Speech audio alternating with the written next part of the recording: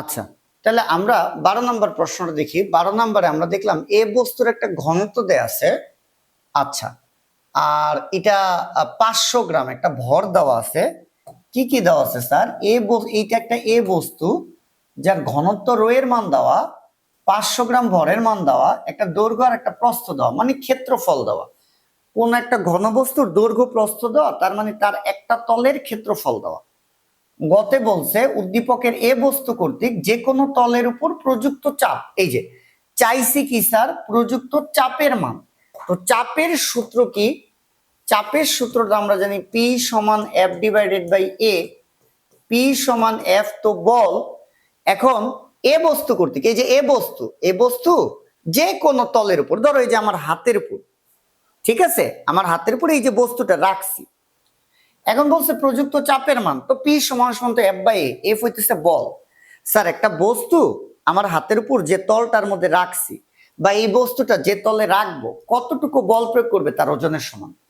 সব বস্তুই তার ওজনের সমান বল প্রয়োগ করে। তাহলে আমার হাতে একটা তল, এই এ বস্তুটাকে আমি আমার হাতের উপর যদি রাখি, তাহলে এ বস্তুর ওজন যতটুকু ততটুকু বলই আমার হাতের উপর প্রয়োগ করবে, এই যে এফ। তাহলে এফ এর জায়গায় স্যার আমরা কি লিখতে পারি? এম জি ডিভাইডেড বাই এ। তাহলে এম হইতেছে ভর।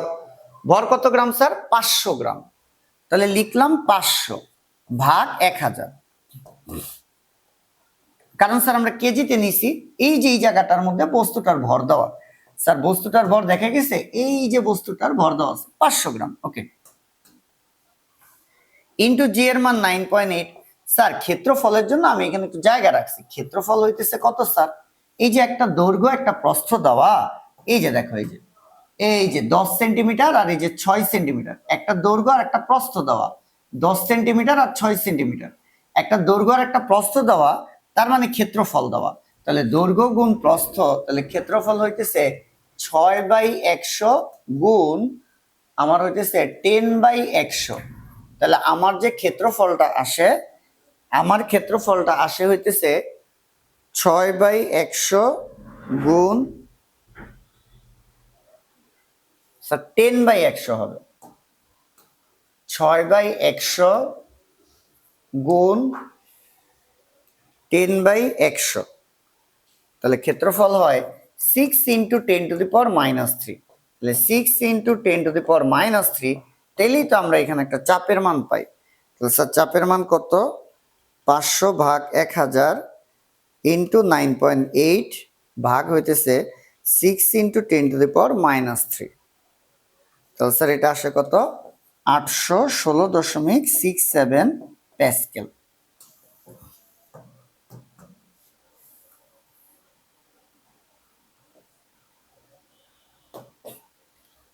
এই হইলো আমার গ। তো স্যার গ নাম্বারটা আমি আরেকবার একটু বলবো। গতে বলছে যে প্রযুক্ত চাপের মান বের করো। যখনই বলছে চাপের মান বের করতে, আমি সূত্র বসাই দিলাম P is equal to F by A. দেখলাম এফ বল, এই বলটা কে দিবে? এই যে এ বস্তুটা দিবে, এই বস্তুটা দিবে। এ বস্তুটাকে কোথায় রাখছে স্যার? যে কোনো তলে। এই যে ধর একটা তল, তো এই তলের উপর এই বস্তুটা কতটুকু বল প্রয়োগ করবে? এই বস্তুটার ওজনের সমান বল প্রয়োগ করবে।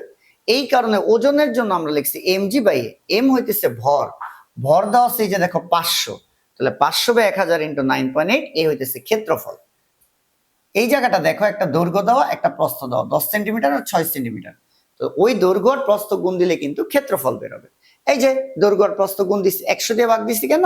আমি মিটারে নিয়ে নিছি। তাহলে ক্ষেত্রফল দিয়ে ভাগ করলে ফাইনালি আমরা চাপের মান পেয়ে গেলাম। এখন বলছি কি, বস্তুটিকে পানিতে ও গ্লিসারিনে ছেড়ে দিলে প্লবতা সমান হবে কিনা। ওই যে প্লবতা বের করতে বলছে বস্তুটার জন্য। কোন বস্তুটার জন্য? এ বস্তুটার জন্য।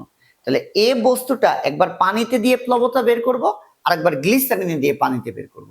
তাহলে এ বস্তুর পানিতে প্লবতা, পানিতে প্লবতা, সেটা ভালো করে দেখো। এখানে বলছে বস্তুটি পানিতে ও গ্লিসারিনে ছেড়ে দিলে প্লবতা সমান হবে কিনা। তো স্যার আমার প্লবতার মান জানতে চাইছে। কার মান জানতে চাইছে? প্লবতার মান জানতে চাইছে। কার মান জানতে চাইছে? প্লবতার মান জানতে চাইছে। তাহলে এই বস্তুটার পানিতে প্লবতা এফ বি সমান সমান রো ভিজি। তাহলে এফ বি সমান সমান রো ঘনত্ব, কার ঘনত্ব? ঘনত্ব হবে তরলের, তরলকে যেহেতু আমি পানিতে ছাড়ছি তাহলে পানির ঘনত্ব 1000। বি হইতেছে আয়তন, আয়তন হয় কার? বস্তুর, আয়তন হয় কার? বস্তুর। কোন বস্তুর? এ বস্তুর। এই যে এ বস্তুটার আয়তন আমি, এ বস্তুর আয়তন আমি বের করি নাই, এ বস্তুর ক্ষেত্রফল বের করা। এ বস্তুটার কি বের করা স্যার? ক্ষেত্রফল বের করা। তাহলে এ বস্তুটার কিন্তু আমার আয়তন লাগবে। তাহলে আমরা এই জিনিসটা করার আগে এই বস্তুর আয়তনটা বের করে নিই।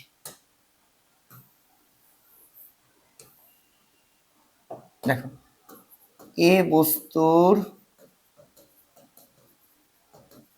আয়তন বের করব। স্যার আমরা সূত্র জানি rho is equal to M by V. তাহলে ভি সমান সমান কি? M by rho. এম হইতেছে কি আমার এ বস্তুটার ভর। তাহলে এ বস্তুটার ভর দেখো দেওয়া আছে 500 গ্রাম। তাহলে 500 ভাগ 1000। এবার ঘনত্ব, স্যার আমরা এ বস্তুর আয়তন বের করব, তাহলে ভরও লাগবে এ বস্তুর, ঘনত্বও লাগবে এ বস্তুর। এ বস্তুর ভর কত? ওই যে 500 ভাগ 1000। আর এ বস্তুর ঘনত্ব কত? এই যে বস্তুর ঘনত্ব দিছে 1.04। ভালো করে খেয়াল করতে হবে, 1.04। এইটা দেওয়া কিন্তু গ্রাম পার সেন্টিমিটার কিউবে। মানটা কিসে দেওয়া? মানটা দেওয়া গ্রাম পার সেন্টিমিটার কিউবে দেওয়া। কিন্তু আমার তো এককটা নিতে হবে কেজি পার মিটার কিউবে। মনে রাখতে হবে গ্রাম পার সেন্টিমিটার কিউব থেকে কেজি পার মিটার কিউবে নিলে গুণ দিতে হবে 1000 দ্বারা। কত দ্বারা গুণ দিতে হবে স্যার? 1000 দ্বারা। আছে গ্রাম পার সেন্টিমিটার কিউব, আমি নিব কেজি পার মিটার কিউবে, তাহলে আমাকে 1000 দ্বারা গুণ করতে হবে। তাহলে 50 ভাগ 1000, 1.04 ইন্টু 1000।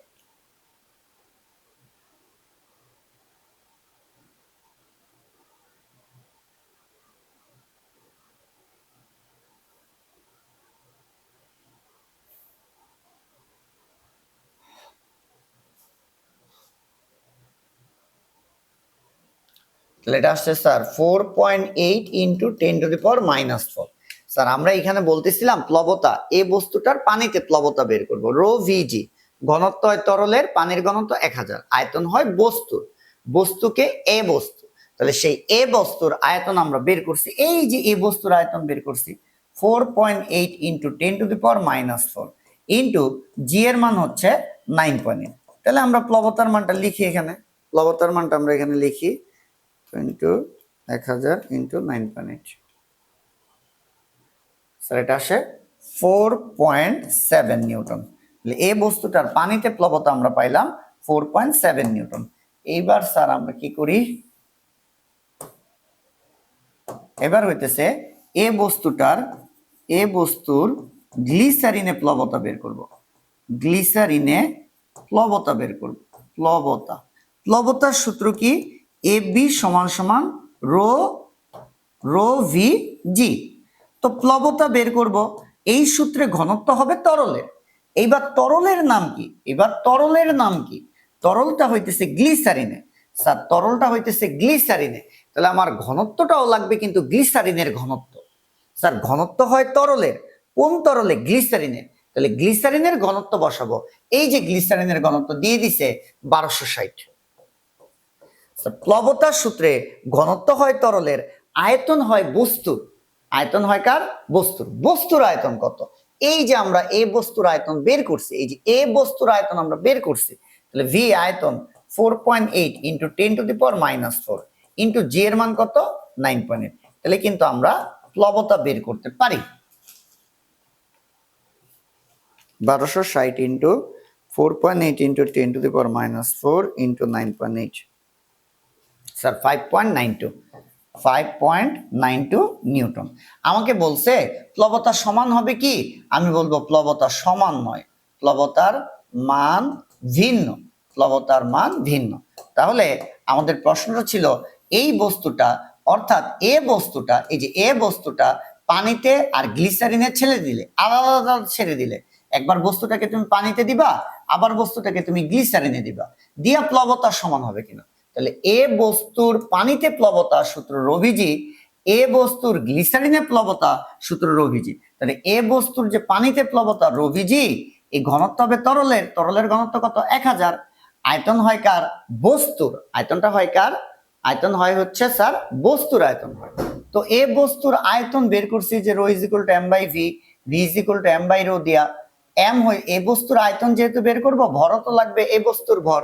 এই যে বস্তুর ভর 500 গ্রাম, তাহলে 500 বাই 1000। ঘনত্বও লাগবে আমার এই বস্তুর।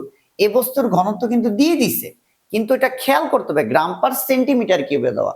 গ্রাম পার সেন্টিমিটার কিউব থেকে কেজি পার মিটার কিউবে নিলে 1000 দ্বারা গুণ করব।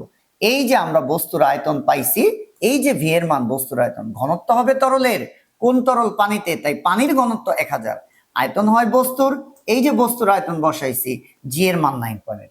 সেম ভাবে আবার এই বস্তুটার গ্লিসারিনে প্লবতা বের করবো রো ভিজি দিয়া। ঘনত্ব হবে তরলের, কোন তরলে? গ্লিসারিনে, ঘনত্ব বসাবো গ্লিসারিনের, আয়তন হবে বস্তুর, বস্তুর আয়তন এই যে বের করছি এটাই না বসাই দিলাম, জি এর মান 9.8। তাহলে স্যার পানিতে প্লবতার মান 4.7 নিউটন আর গ্লিসারিনে প্লবতার মান 5.90 নিউটন। তাহলে স্যার প্লবতার মান কিন্তু সমান হলো না, প্লবতার মানটা ভিন্ন হলো।